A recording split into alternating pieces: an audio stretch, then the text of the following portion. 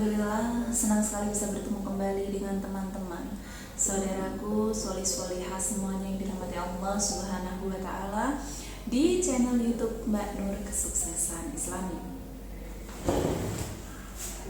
Saya doakan semoga kamu diberikan segala bentuk kemudahan, kesuksesan, kekayaan, kemuliaan dan kesehatan dari Allah Subhanahu wa Ta'ala. Amin, amin, Allahumma amin.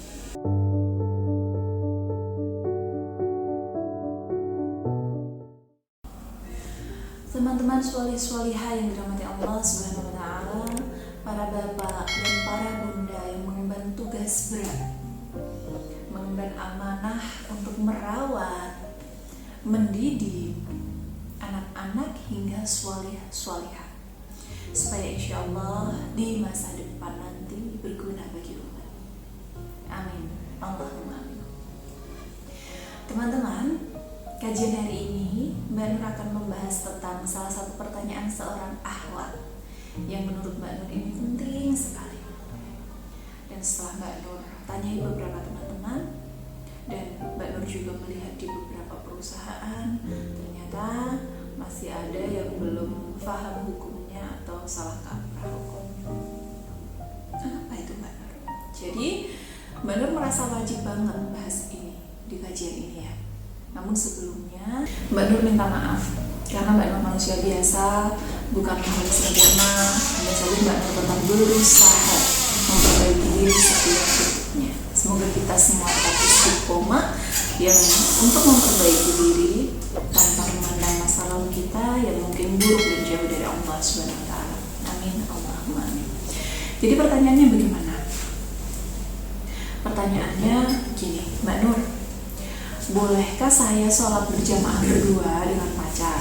Karena kan pahalanya lebih banyak jika kita sholat berjamaah. Ya, meskipun sebutannya hubungan kami pacar, namun pacaran kami bersih kok Mbak. Pacaran kami sehat, suci, karena tanpa saling pernah menyentuh satu sama lain.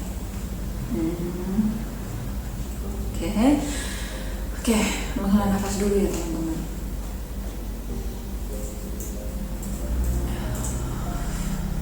Kita bahas satu persatu dulu ya.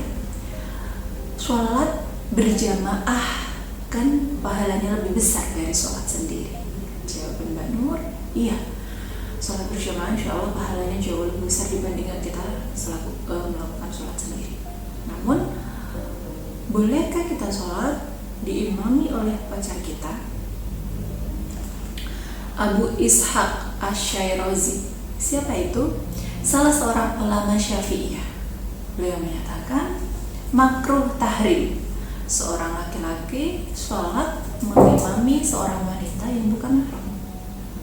Berdasarkan hadis yang diriwayatkan dari Nabi Shallallahu Alaihi Wasallam bahwa beliau bersabda, jangan sampai seorang lelaki berdua-duaan dengan seorang perempuan. Jika terjadi, makhluk ketiganya adalah setan. Al-Muhadzab 1/183. Yang dimaksud makruh dari keterangan beliau adalah makruh tahrim. Kalau tidak salah, artinya adalah haram. Ini jika lelaki itu berduaan dengan seorang perempuan. Nah, para ulama mazhab Syafi'i mengatakan apabila seorang lelaki mengimami istrinya atau mahramnya dan berduaan dengannya, hukumnya boleh dan tidak makruh. Karena boleh berduaan dengan istri atau mahram di luar sholat. Namun, jika dia mengimami wanita yang bukan mahram dan berduaan dengannya, hukumnya haram bagi lelaki itu dan haram pula bagi si wanita. Ini dikatakan oleh Al-Majmu' Syarih Al-Muhadzab 4/277 ya. Namun, bisa saja diperbolehkan jika seorang laki-laki mengimami seorang perempuan yang bukan muhrimnya. Akan tetapi tidak berdua-duaan, misalnya di masjid yang mana masjid tersebut ramai orang, lalu lalang orang silih berganti untuk sholat begitu. Orang datang, kemudian selesai sholat, orang datang selesai sholat di masjid, begitulah ya gambarannya. Atau masih ada orang yang beriktikaf, atau seorang laki-laki mengimami sholat istrinya, kemudian Anda ikut gabung, kamu ikut gabung sholat berjamaah, itu boleh. Yang dilarang adalah berdua-duaan di dalam tempat hanya dua orang pria dan wanita yang bukan mahram, karena yang ketiganya adalah syaitan. yang terakhir adalah pertanyaan yang pacaran kami suci kok mbak, pacaran kami sehat, tidak pernah bersentuhan secara fisik.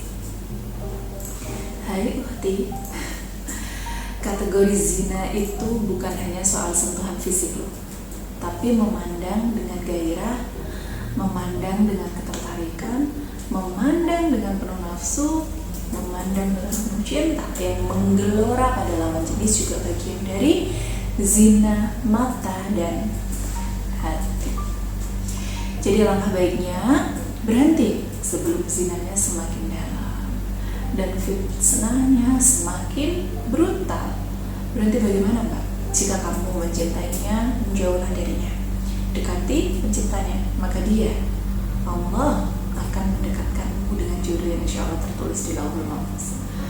Siapapun di dalam kandungan dan tidak menutup kemungkinan bahwa namanya yang tertulis di sana. Wallahu a'lam bishawab. Mari selalu berhusnuzon dengan Allah Subhanahu wa taala.